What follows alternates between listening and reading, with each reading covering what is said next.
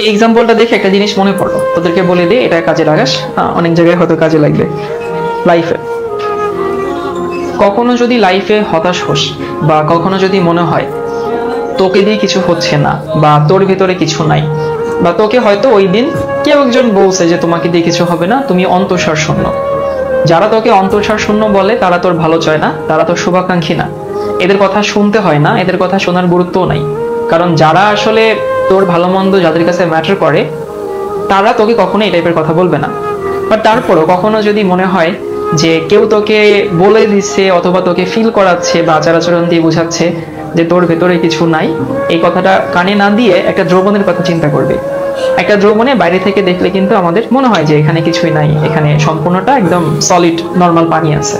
কিন্তু যদি সেটাকে তাপ দিয়ে আমরা বার্ন করি তখন দেখা যাবে নিচে কিছু অবশেষ থাকে। এই অবশেষ দিয়ে কিন্তু অনেক কাজ করা যায়। তো ফ্যাক্ট হচ্ছে, কখনো যদি নিজেকে মনে হয় অন্তঃসার শূন্য, যদি মনে হয় যে আমাকে কেউ ফিল করাচ্ছে আমি কিছু পারি না, আমাকে দিয়ে কিছু হবে না, আমার ভবিষ্যৎ অন্ধকার, এরকম যদি মনে হয় তখন নিজেকে বার্ন করতে হয়। বার্ন করতে হয় মানে নিজেকে পুশ করতে হয়, মেহনত করতে হয়, পরিশ্রম করতে হয়। আর যখন পরিশ্রম করবি, নিজেকে বার্ন করবি, দেখবি ইনশাল্লাহ কিছু না কিছু হয়।